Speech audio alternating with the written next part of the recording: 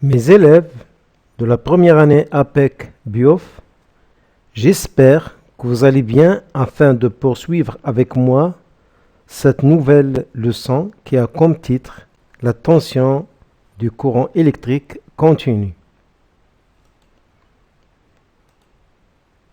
Les objectifs d'apprentissage. À la fin de cette leçon, l'élève doit être capable de connaître la tension électrique comme l'une des caractéristiques du courant continu. On a déjà vu l'une de ces caractéristiques qui est l'intensité du courant électrique continu.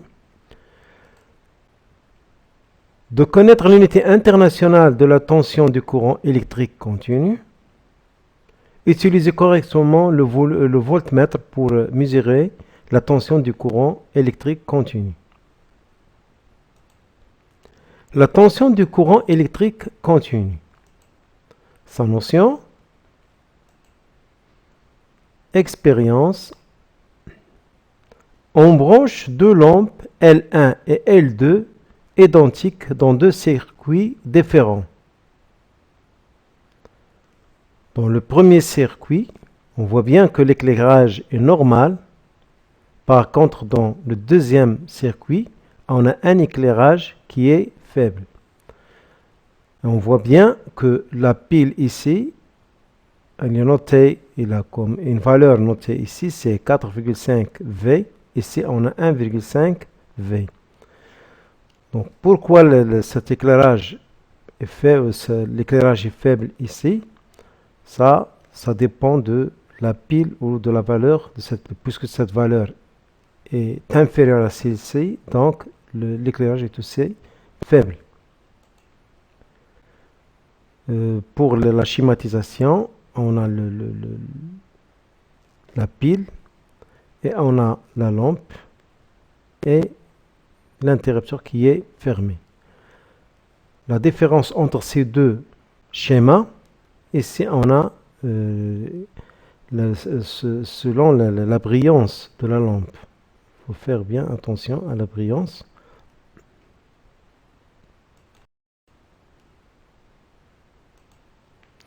Observation et conclusion. L'éclairage dépend de la valeur marquée sur chaque pile. La pile portant 4,5 volts produit un courant électrique ayant une intensité supérieure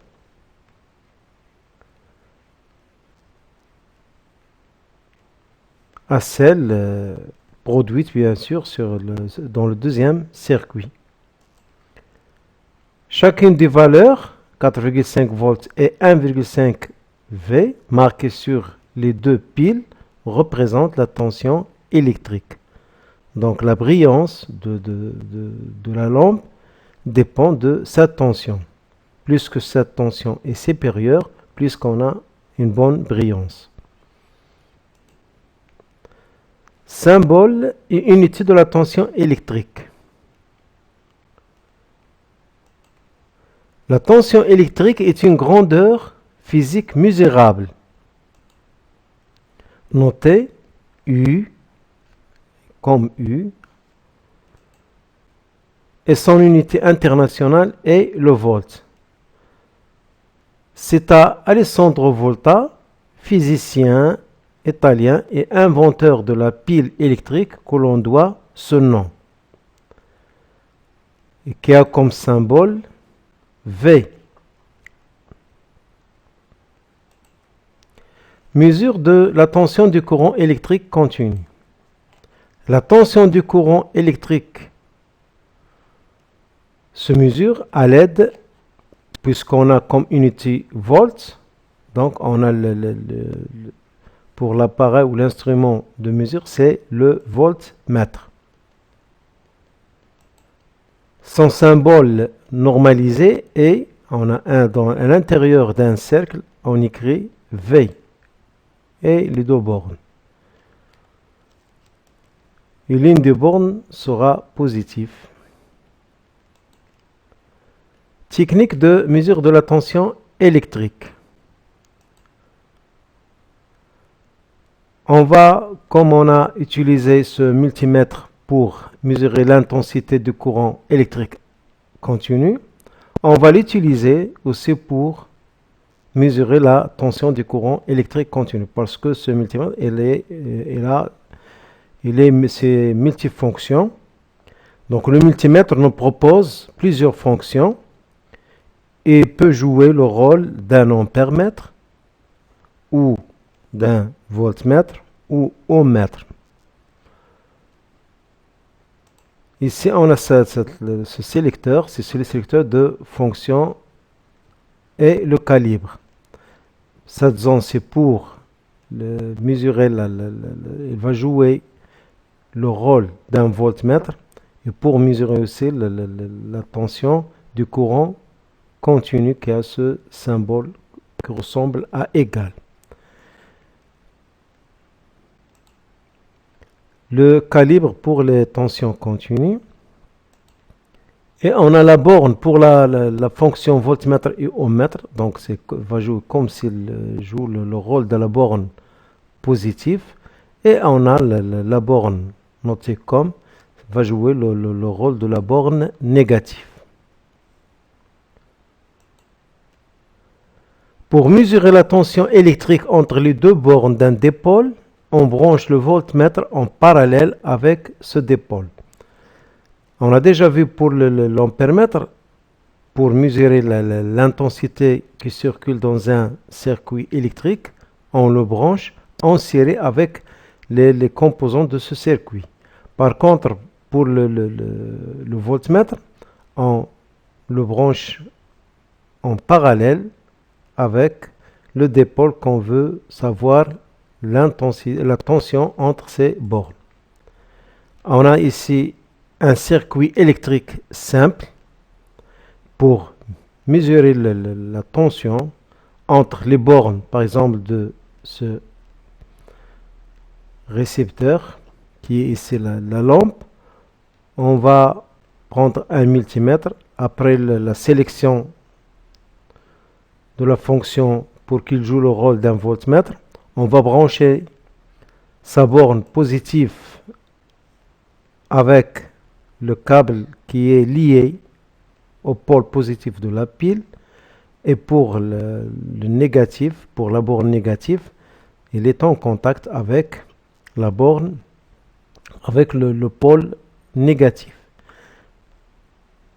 Donc il est monté en parallèle avec donc elle va dans la valeur donnée par ce voltmètre.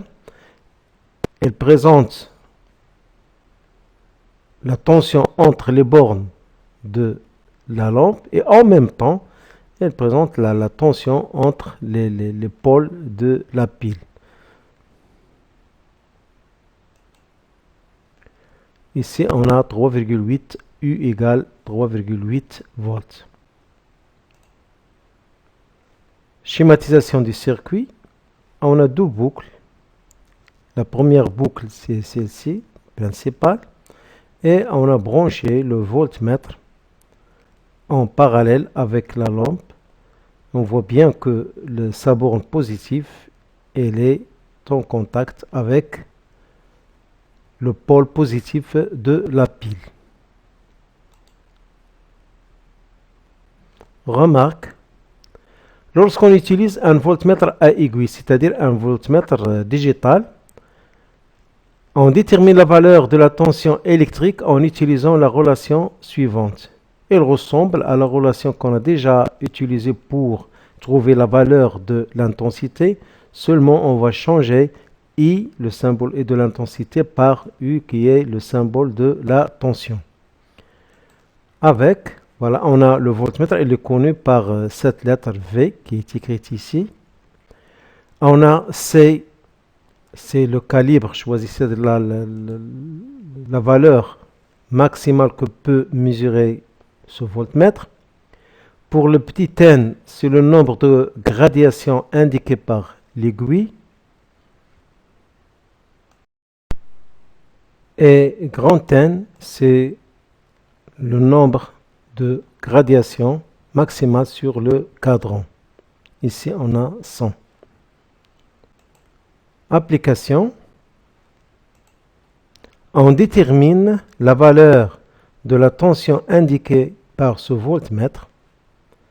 On va appliquer cette relation en remplaçant C par la valeur des calibres ici c'est 10 volts, c'est-à-dire que ce voltmètre ne peut pas dépasser le 10 volts.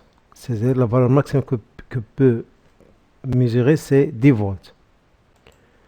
On va remplacer C par 10 volts et pour le petit n, parce que l'aiguille